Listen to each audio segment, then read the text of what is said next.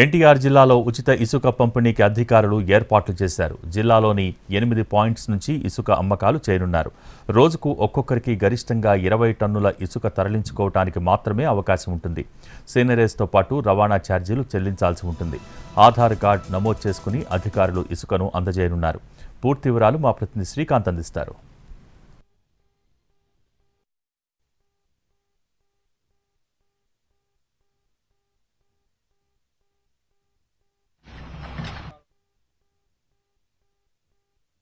ఏపీలో ఉచిత ఇసుక పాలసీకి సంబంధించి అమలు ఈ రోజు నుంచి ప్రారంభం కాబోతుంది. ప్రస్తుతం మనం నందిగామ నియోజకవర్గంలో ఉన్నటువంటి కేసర స్టాక్ పాయింట్ దగ్గర కూడా ఉన్నాం. మొత్తం ఎన్టీఆర్ జిల్లాలో 8 స్టాక్ పాయింట్ల ద్వారా అయితే ఇసుకని ఈ రోజు నుంచి ఉచితంగా అందజేయబోతా ఉన్నారు. దీనికి సంబంధించి అన్ని ఏర్పాట్లు కూడా సిద్ధమయ్యాయి. మొత్తం 8 స్టాక్ పాయింట్లో కూడా ఇసుక ధర ఒక్కో రకంగా ఉంటుంది. ఎందుకంటే ఆ నది నుంచి ఆ ఇసుకని తోడి రావడానికి అయ్యే ఖర్చుకు సంబంధించి మెట్రిక్ టన్ను ధరను కూడా నిర్ణయిస్తారు. దీనికి అదనంగా ట్యాక్సులు అటు పన్నులు కూడా కలిపి దానికి రవాణా ఛార్జీలను జోడిస్తే పూర్తి ధర అయితే వస్తుంది. అయితే ఇక్కడ సీనరేజ్ కింద మెట్రిక్ టన్ను ధరతో పాటు ఆ ప్రభుత్వ ట్యాక్సులు కూడా కలిపి చెల్లించి ఆ రసీదు తీసుకొని ఇసుకనైతే తీసుకెళ్లవచ్చు.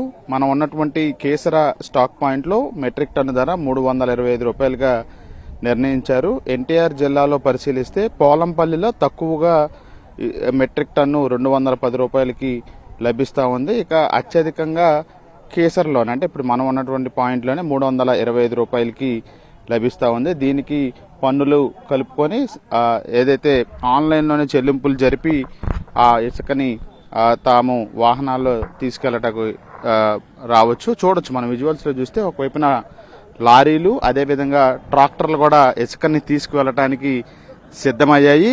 పూర్తి స్థాయిలో ఏర్పాట్లను కూడా అధికారులు సిద్ధం చేసిన నేపథ్యంలో ఒక్కొక్క వినియోగదారుడికి రోజుకి గరిష్టంగా 20 టన్నుల ఇసుకను మాత్రమే ఇస్తారు. వాళ్ళ ఆధార్ కార్డుతో పాటుగా వాళ్ళ ఫోన్ నెంబర్ను కూడా నమోదు చేసుకుంటారు. పూర్తి స్థాయిలో ఉదయం 6 గంటల నుంచి సాయంత్రం 6 గంటల వరకు కూడా ఈ ఇసుక అయితే అందుబాటులో ఉంటుంది. అమ్మకాలకు సంబంధించి తప్పుడు